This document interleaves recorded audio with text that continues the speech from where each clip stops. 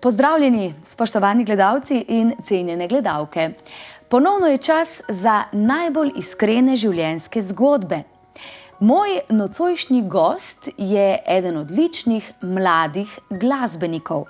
Z glasbo se je srečal že zelo zgodaj, saj je glasba pri njih doma že v večjih generacijah. Kako se je spoznal z njo, zakaj se je navdušil za harmoniko, kaj ga bogati, kaj ga osrečuje? O vsem tem bova govorila nocoj, v oddaji Iskreno. Sašo Avsenik, dobro večer. Dobro večer. Sašo, kot rečeno, glasba je tvoja tako zvesta spremljevalka, skoraj tako pomembna je kot oče, mama in vse ostalo. Ja, ne bi znal pisati, kakšno vlogo ima pri meni, ker me v bistvu spremlja v poklicnem, v privatnem, v družinskem življenju, tako da pri meni je glasba povsod. Ampak kdo si sicer ti takrat, ko pa glasba ni ravno tvoja spremljevalka, ko greš ven s prijatelji, recimo? Če je sploh čas za to? Takrat imam za spremljevalke recimo pohodniške palce ali pa tekaške čevlje, če smo tako prosti. Najrajši sem v bistvu v naravi, no, se mi zdi, od zunaj. Nisem tak tip, da bi hodil po lokalih, po diskotekah, ker se mi zdi, da v poklicnem življenju veliko zabavam ljudi, da sem veliko v tem glasnem okolju in mi pa še potem, ko sem privat sproščeno v mirnejšem, da baterije napolnim. Ampak baterije, kar se glasbe tiče, so bile pri vas doma že od tvojega zgodnjega otroštva, tudi iz večje družine izhajaš. Kako se spomniš teh zgodnjih otroških dni? Meni se je zdelo čisto normalno otroštvo, se pravi starša, dedek, babica, oziroma jaz sem rekel starata, stara mama. Mogoče za druge ljudi je bilo bolj zanimivo, da sem med Lego kockami imel plastično trobento, plastično harmoniko, potem še brat prišel, je bilo še več inštrumentov pri hiši. Muzike smo veliko poslušali in tudi, tako bom rekel, zraven televizije je zmeraj nekdo igral inštrument. Bodi si moj oče, ki je vadil kitaro, ali pa starata za harmoniko, tako da pri nas, ko smo gledali televizijo, je nekdo ta čas izkoristil in zraven vadil. Tako da meni se je to normalno zdelo in sem potem v drugih hišah pogrešal, ker se ni igral, ker se ni mogoče tudi dobro, pa nas ne pojemo, ampak si bil pa navajen, da se je tudi kaj zapel. Drugače pa, ne vem, meni se je zdelo dosti normalno otroštvo na splošno. A ste imeli kdaj čas, oče je bil precej zaseden, mama tudi, kot rečeno, večja družina, za tisti ta pravi oddih, odklop? In kako ste ga doživljali nekdaj in kako si ti danes privoščiš, poleg teh pohodniških palic, odklop? Ja, pri nas oče je potem odklop naredil z gostinstvom. Mami v bistvu nikoli ni bila nekaj v glasbi. Starata Slavko je doma na vrtu neke take sprehode imel, potom pa noben se niti ni želel tistega odklopa, se mi zdi. V spominu imam en 1. november, ker smo v bistvu se zmeraj dobili na vse svete, cela družina, cela žlahta. In me je oče enkrat rekel: Sašo, danes bo prišel stric Vilko, prišel bo ata Slavko, ampak ne boste samo ona dva merke, da se ne boste o glasbi pogovarjali. In sem rekel: obljubim, da se ne bomo. Oče, se pravi starata Slavko, se je pripeljal v Begunje in rekel: Sašo, prid, nov komad sem naredil, in mi je na 1. novembra ta prva stvar zjutraj zaigral nov komad. Potem pridem na Britov, vsa žlahta, in se postavim k stricu Vilkotu in me rukne: hej, za pevce sem nove vaje napisal. Ni šlo drugače, tako da odklopa pri nas ni želel podklop od glasbe. Kaj pa imaš sicer ti rad, poleg glasbe seveda, kaj rad poješ dobrega, mogoče tudi kaj skuhaš dobrega, zdaj sta tudi svojo punco na svojem, kolikor mi je znano, torej si stopil v čisto drugačno življenje. Bolj samostojno, ne bi rekel. Ja, vsako stvar lahko delaš z nekim entuziazmom, z navdušenjem, lahko skuhaš, pa se potrudiš. Se mi zdi, da to, kar pregraš eno skladbo, je isto prijedi. Če jo večkrat skuhaš, jo bolj obvladaš. Ne vem, nekateri imajo radi, da preoblikujejo, moja ima veliko veselje, da skozi pohištvo premikajo v hiši, tako da, ko pridem domov, a sem danes kaj popil, a so omare drage, ki so bile, pa tako skozi nekaj dogaja. Kaj pa ti? Ti ne premikaš pohištva, verjetno? Ne, niti tega časa. Jaz, če premaknem, pri meni recimo, da ved, da sem bil doma, kakšen inštrument je v tem kotu danes, potem to je pa moje pohištvo. A, to je pa tvoje pohištvo. Kaj dobrega rad poješ? Vse rad jem, zelo rad pestro jem, tako da imam kakšen dan, ko se recimo bolj na zelenavi, pa imam, ne vem, tako solate, pa take stvari, ali pa kakšen dan manj za ribo, kakšen dan manj pa orto meso, tako da čisto vse. Ker namreč tudi glasbeniki moramo skrbeti za kondicijo, za telo, da je pač v teku. Mnoge naše gledalke in gledalci si verjetno življenje, sploh ti si na profesionalni poti, glasbenikov predstavljajo samo kot veselje, kot nekaj takega, ampak kaj se vse skriva za tem? Za mene glede nastopanja in prehrane je največja umetnost, ker pred nastopom si dejansko malo lačen, ampak če se fajn naješ, sama veš, ne moreš za 100%, ker te hrana tudi utrudi. Potem pa zvečer, kad ti pa vse dol, kad se razbremeniš, kad ti vse dol pade, se pravi, nastop je mimo, super je bilo, si pa lačen. In to so tiste najbolj nezdrave ure za jesti. Tako da v bistvu, kakor športniki, se probamo razporediti, da čez dan čim več manjših obrokov in to se mi zdi najbolj priporočljiv. Sicer imamo pa v kombiju, najprej sem bil proti, ampak zdaj nam pa zelo prav pride, imamo kar hladilnik noter, eden ima solato, en ima konzerve, en ima sendviče, tako da si takrat, ker ni recimo prilike, ker se ukvarjaš z ljudmi, bod takrat za ljudi, sicer si pa ti hrano potem sam v svojem ritmu razporediš. Torej moraš imeti tudi glede tega red. Ja, predvsem. Imaš ti rad red v svojem življenju? Ja, ti zdrav red, no, da ni pretiravanja, se pravi, da je sproščeno, da je red, pa da je nekaj svobode, to probam zdržovati. Torej ne tisto strogo diktatura, tudi nisi takšen šef ali pač kdaj? Nikoli ne vem, kaj prav, kaj ni, recimo zdaj, da imamo pri nas diskusije, lahko rečem, a paše brada v kvintet ali ne, pri nas v ansamblu, recimo pri Starem Atu je ni bilo, je bil tisti nasprotnik, kaj Alfi Nipič prišel v ansamblu, so bile prve slike z brki, pa z brado, pa so potem hitro tudi gor Nemci rekli, ko so prišli na televizijo, dajte te janske človeke pobriti, ne, takrat je bilo to tako. Danes je nekaj normalnega in noben tudi na televiziji, svašta je rečemo, ne, pride na televizijo, tako da v bistvu, da je bradati, ne vem, član v ansamblu, noben ga ne moti in tega je veliko. Tako da tudi nimam potem pravice, fantam nekaj, vi pa ne smete zaradi tega, ker porati je bilo pa tudi to tako, ne. Se pravi, je red, da smo urejeni, da so noše polikane, srajice, tako, kakor morajo biti. Pa da pač, da človek, da se potrudi, da je nekaj dal nase, da ni lih prišel, ne vem, direkt s posla, enkrat smo igrali pa sem enega člana, ki je zaspal, šel vzbuditi in to je tako izgledalo, da sem deko dol potegnil in je bil kar v noši, v posli, škornji vred. Ne bom za Šveco, kdo je bil, ampak predstavljajte si prizor, ker sem deko dol potegnil, ker je unke palček spal v škornjih. Je bil pa res utrujen. In je šel iz špila na špil, ne dobesedno. Sašo, mene res zanima, koliko je, ko ti prideš na sceno, ko si začel z ansamblom delovati, se je bilo treba, čeprav mnogi mogoče mislijo, da ni tako, on je pač vnuk, njemu je vse dano.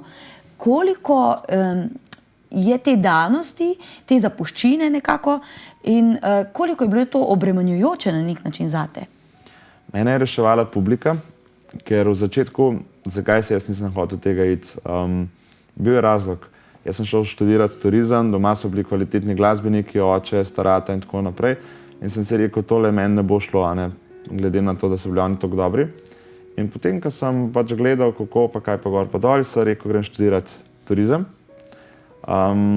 Publika je bila pa tista, ko so rekli, daj harmoniko špila že nekaj narediti, dajte tako malo kaj za nas narediti. In smo s prijatelji v prostem času za nas preigravali Atove viže.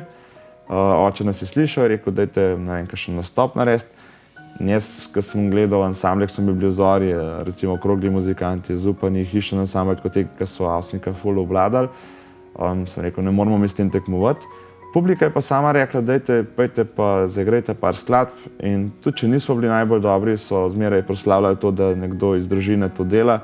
Tako da od začetka mi je bilo mogoče prezanašen, kljub temu, da sem na velike odre šel že v samem začetku, da sem imel dobro podporo. Torej tista je bila vodilo nekako tvojih začetkov.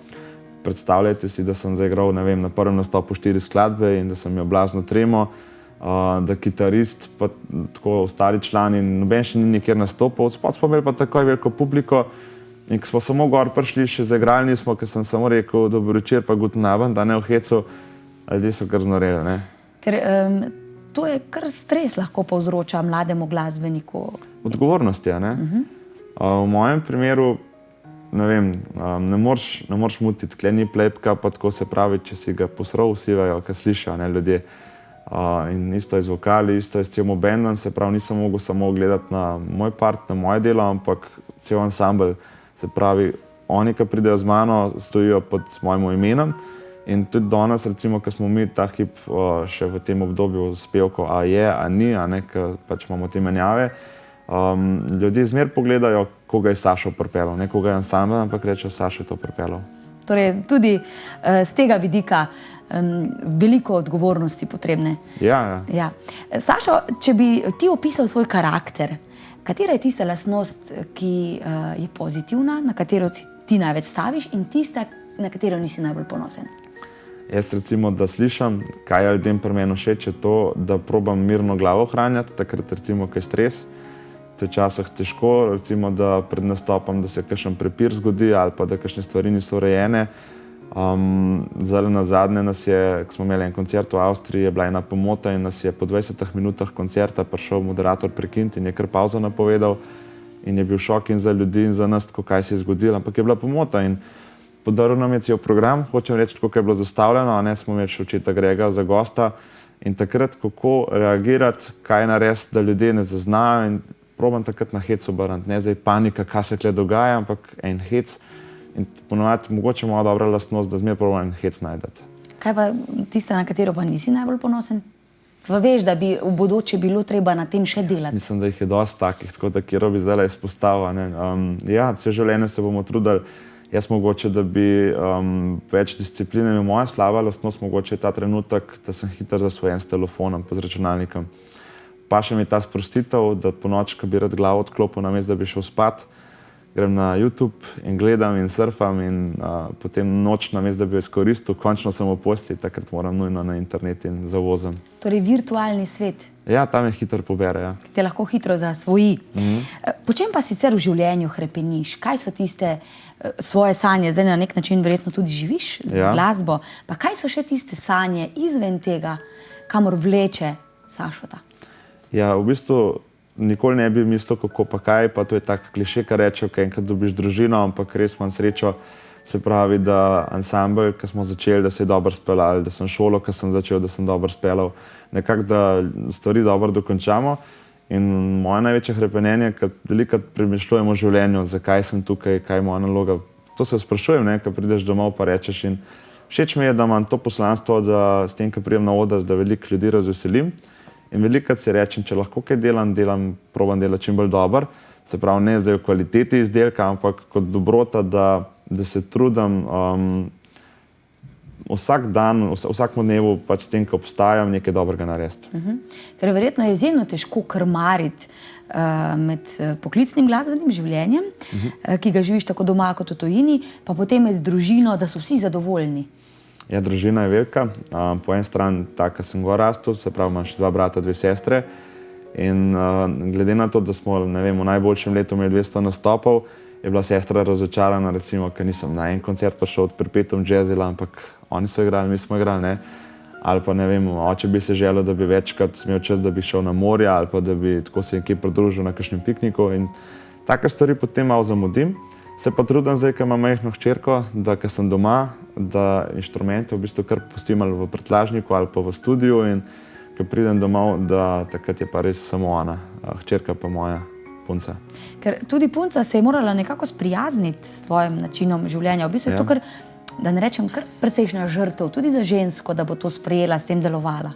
Ja, za zvezo morata biti 2 trmasta, se mi zdi, ne? Oba dva, da vztrajata.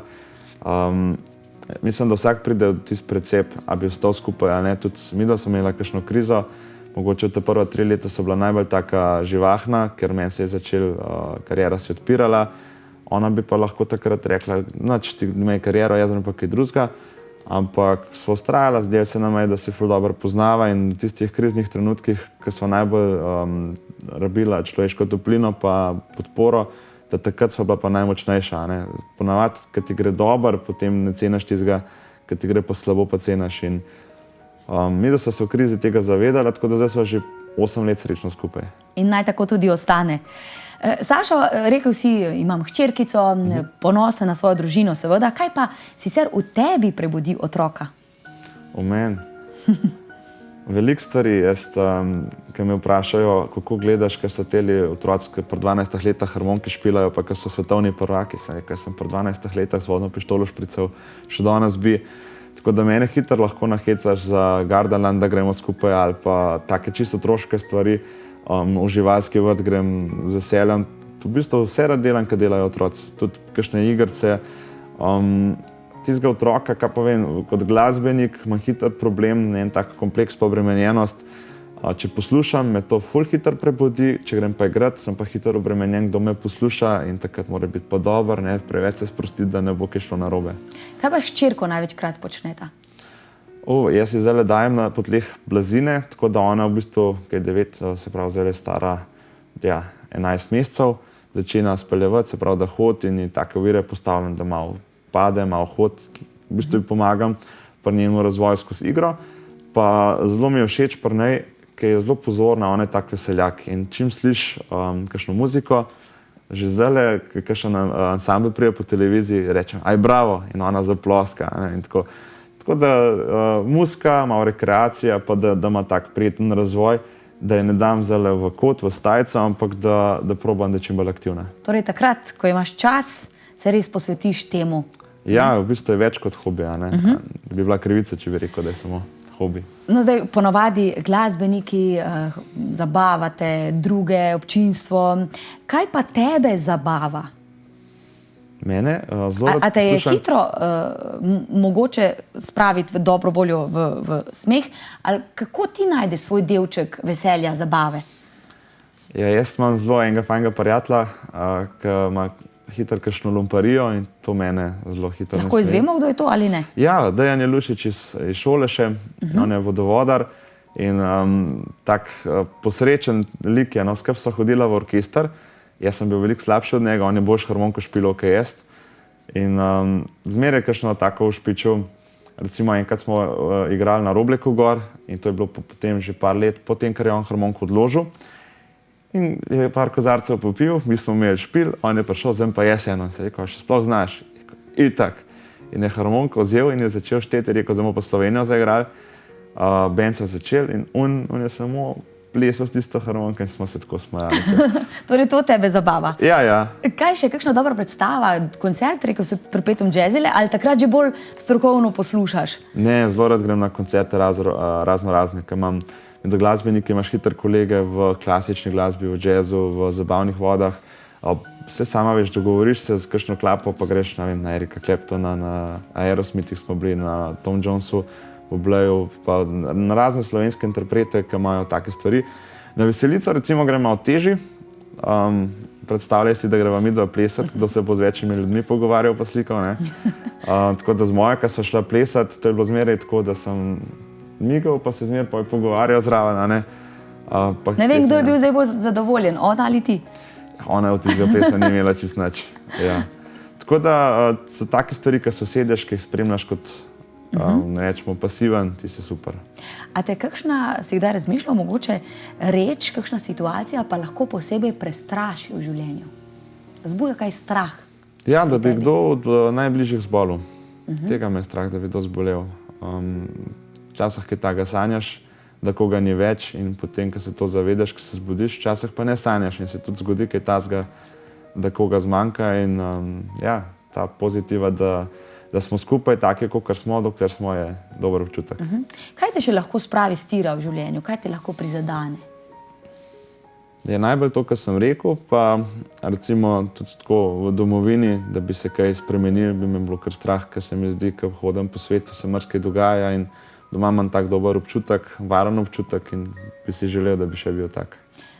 Verjetno je ta občutek še posebej zrastel, odkar, ko že rečeno, veliko potuješ, ker človek takrat marsikaj vidi, ko gre iz Slovenije. Ja, in spravim, zdaj, da bi kakšno slabo reklamo delal za kakšne države brez veze, ampak ne moreš včasih verjeti, če so ljudje sposobni in tako doma se mi zdi v Sloveniji še zmeraj na vasi, ki poznaš vse sosede, ki greš na veselico, spet vse poznaš pa tako, ampak ne samo doma, tudi zdaj, ko igramo z ansamblom po celi Sloveniji, nekako vidiš samo dobroto, samo veselje in ko prideš v Narodni noši, mene vprašajo ljudje, kako se počutiš v Narodni noši, zmeraj rečemo, ko mene vidijo, vejo, da nisem dal karija, da bom nekaj dobrega prinesel, eno veselje dal. So pa ne vem, kakšne države, ki pa sploh imaš občutek, kako se potlele lahko razveselijo, priješ v kakšen konc, v kakšno mesto, ker samo tempo, nobenega ne pozna, ni tisti, ki bi si roko stisnil, da bi dober občutek imel pri človeku in bal bi se, da bi se to nam ta bolezen pripasla. To so stvari, ki te plašijo na nek način, ne? Ja, ki si jih ne bi želel podživljati doma. Si kdaj razmišljal o tem, ker vem, da so mediji, smo radovedni, stikamo pa malo vohljamo, kaj se dogaja. Je kakšna taka reč, ki je nisi pripravljen deliti s svetom, z oboževalci? Tudi danes moraš biti aktiven na socialnih omrežjih, kje je zdaj tista meja, sam praviš, rad si v virtualnem svetu tudi. Je kakšna reč, ki rečeš, ne, tu pa vztrajam, zaprem vrata? Ja, bal bi se govoriti o stvarih, na katere se ne spoznam, ne. Ena izmed teh je politika, kljub temu, da veliko tega spremljam, da probam vse programe poznati po vse te stvari. Se mi zdi, da bi hitro mimo brcnil, če bi na glas rekel tegale. Zmer me je strah, kam pridem v kakšno oddajo, če bo kakšno vprašanje, koga si pa ti volil, kaj si pa ti, pa to, pa to. In ja, klele v Sloveniji se mi zdi, da se hitro na teh temah skregamo, tako da to je ena stvar. Glede privatnega življenja ga pa tudi probam nekako ohranjati, da je privaten, da ni javen, se pravi. Kje je tista meja, ko rečeš, ok, tale družinska fotografija še gre, tale v kopalkah pa ne bo več šla? Ne, jaz imam že prej to mejo v bistvu. Pri meni, ki me vpraša, kdo jaz pač se ne bi zlagal, če me kdo vpraša, imaš res otroka? Ja, ne, imam pa tako. Daj mi sliko pošelj, bomo dali to. Ne, to pa ne, ker to pa otrok ima pravico, se mi zdi, da sam, daj bo tisti trenutek, ki bi se rad izpostavil in zdaj, da bi jaz mojo reklamo gradil na otroku, tega si res nisem želel. Tako da zanimivo je bilo mi, da so res kar dobro skrivala 7 mesecev, njene nosečnosti ni noben vedel. Potem pa itak, ko se je trebušček pokazal, pa ko je ona prišla nekam, je to postalo drugače in takrat sva dobila res goro SMS-ov, poklicev, kjer mu boste ta prvo poslala, ime, težo, vse. Tako da, ker sem bil vesel, je bilo to, da smo z mediji super dogovor sprejeli in to je tudi po mojem samo v Sloveniji možen, da z mediji, da si prijatelj. In noben ni tega zaupanja izkoristil, se pravi, rekla sva, dajmo počakati en mesec, ko se rodi, potem bova pa midva povedala ime, pa težo, pa to. Fotografije pa v bistvu ona včasih kakšno da na Instagramu od nje, ampak v hrbe, da se obraza ne vidi, pa tako. Ne, da bi kaj skrival ali pa da je kaj narobe z njo, ampak zgolj, da je nekako njena stvar to, kdaj se bo izpostavila.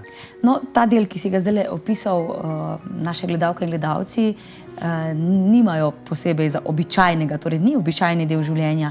Se ti kdaj zaželiš tistega čisto običajnega, tako kot ta prijatelj vodovodar, primer tvoj, živi? Ja, jaz mi pravim na koncu, če me človek vpraša, hudega mi ni, nisem lačen, žejen, pod streho sem in vse. Tako da te glavne stvari imam in zdaj, če pridem kam pa, me ljudje spoznajo, je plus pa je minus, no, v bistvu hitro imaš neko družbo, tako da jaz to tudi gledam časah, da nisem obremenitev, če me kdo kje pozdravim, ampak sem tudi dosti tak komunikativen človek, da če me zdaj v trgovini nekdo nagovori, a si, a nisi, pa to nekako sem ob tem rastel, ker so starega očeta Slavkota posod prepoznali in ker s tem rastaš, ker vidiš, kako pač to predela človek, potem tudi ne boli taka zadeva. Tako da, ja, vesel sem, da imam doma privat življenje, da mi takrat, ne vem, da ne pride avtobus ljudi k meni na vrt, tako da to imam in dokler imam to, mi ne manjka. Pa si bil sicer kdaj posebej razočaran v teh letih? Da bi rekel, tale situacija me je pa res razočarala. Ali pa ti ljudje so me pa res, ne rabiš izpostaviti kateri, ampak skupina ljudi me je pa res razočarala. Ne bi pričakoval. Ne, vsakmu se zgodi, se pogovarjamo z ansambli, kaj se dogaja. Mene recimo so razočarali kakšni nastopi, ker so kakšni, rekel, glasbeniki iz jugoscene dobili toliko večjo pozornost pri organizatorju, se pravi, ne vem, nam so rekli, vi morate priti gledati čez cel teritorij, pa peš, pa to, pa harmoniko, ki je, ne vem, 14 kg, s kufrom 15, moraš nesti, se pravi, glede, 1 kilometer. Hrvaški interpret se pa pripeljal do odra, pa odzad šotor, pa hladilnik, pa vse. Pa sem si rekel, sej vem, da sem majhna ribca, pa vse, ampak toliko, da bi vsaj prišel uživati, ker ljudje si zaslužijo, da jaz pridem gor nasmejan, ne pa zjamran, pa sred julija, zdaj da me 1 kilometer harmoniko nosil. In ko se tako z ansambli pogovarjamo, ko vidim, koliko se tega dogaja, si potem spet rečem, evo, se ni sam pri meni tako. Pa tudi potem ansambli skupaj stopimo in gledamo, to smo mi dali v pogodbo, da moramo imeti tako garderobo, da mora tako pa tako biti. In v bistvu s tem, ko se nam take slabe izkušnje dogajajo, potem dobimo mi lekcije in tudi to prenesemo na organizatorje potem za naprej, da je rešen. In takrat tudi po eni sem 1 kilometer nosil harmonike, ker je prišel Jurij Zrnec, ki je ta nastop zrihtal. In je rekel, zdaj pa takole, fanti, je rekel organizatorju, če ne bo takoj avtodom odzad pri odru in bo to naša garderoba, ne gremo na oder in so nam avtodom pripeljali in smo v bistvu še večji frajerji bili boji kot Hrvati. In konec, dober, vse dobro. Ja. Verjetno v tujini nimaš izkušenj s tem. Ne, v tujini smo pa mi tisti, ki pridemo in nas imajo za goste in hoče čim boljši vtis narediti. Tako da mogoče je včasih to pri nas prisotno. Ja, se ste domačen, sam pa se vi klede vse po domač. V tujini ste na nek način tujci, a do domačih se tudi tako vedejo kot pri nas ali kako? Ne, gor je to mehen drugačno, ker je večji trg in na večjem trgu, če hočeš to obvladati, moraš biti izstopajoč v kvaliteti. Tako da tudi organizatorji naredi eno napako, se med sabo to zve, med glasbeniki in ni več, čez noč nisi več organizator. Tako da zelo se trudijo in tudi bendi se trudimo. Se pravi, če bi jaz zdaj gor prišel pa naredil slabo predstavo, je v Sloveniji toliko pa toliko ansamblov in bojo naslednjega poklicali. Je tak fair play, da imamo najboljšega organizatorja in se trudimo biti najboljši bend v tistem trenutku. Saša, predno se posloviva. Vem, da imaš, kot že rečeno, doma družino, izhajaš iz velike družine. Ne vem, če že kaj razmišljata s svojo partnerko o planih, ampak si tudi vidva želita večje družine še? Ja, itak. Zdaj prvo, kar naj čaka, je poroka. To enostavno imamo oba dva željo, ker se nama zdi taka lepa, kako bi temu rekel, ne samo, da je to lep dogodek, pa vse, ampak neka druga povezanost, ni? Lepa povezanost, vrednota, ki se mi zdi pač tradicija, tako da več stvari vidva v poroki, ki so nam všeč. Razen tisto, da si rečeš toliko denarja, ne, ampak to je resnica. Tako da veseliva se, da se bova poročila. Potem pa, če bova imela to srečo, da bo ona za, da bo pač, tako kot ste rekli, še malo potrpela, da je žrtev, pa da mi je okoli skakal še res kakšnega otroka. Takrat upam, da se spet vidimo ali pa že kaj prej. Če si že govoril o vrednotah, ljubezen je očitno ena tistih izjemno pomembnih. Je še kakšna posebna? Meni je bila enkrat ena pridiga všeč, ki je rekel, če zbiraš med zdravjem, pa ljubeznijo, pa bogastvom, ne, pa sem jaz najprej pomislil zdravje. Ampak je rekel, koliko je žalosten med tisti pridigi, se pravi, če imaš, ne vem, brez denarja ali pa tako. Problem je, če si ti tudi bolan, pa da nimaš nekoga takrat, da nimaš ljubezni in potem še slabše. Se pravi, teh 3 vrednot bi tudi definitivno pa ljubezen zbral zmeraj. Na prvo mesto? Ja, bi jo kar dal, ja.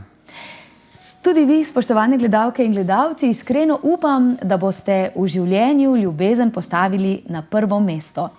Saša, hvala lepa, ker si bil nocoj moj gost. Vse dobro želim tebi, tvoji družini in seveda tudi tvojim glasbenikom. Hvala za povabilo. Hvala lepa pa tudi vam, spoštovane gledalke in gledalci, da ste nocoj vztrajali v najbolj iskreni družbi. Saša Avsenik je že nekdaj verjel v svoje sanje. Verjemite tudi vi. Splača se, kajti prav vedno pridejo z razlogom. Pa lahko noč.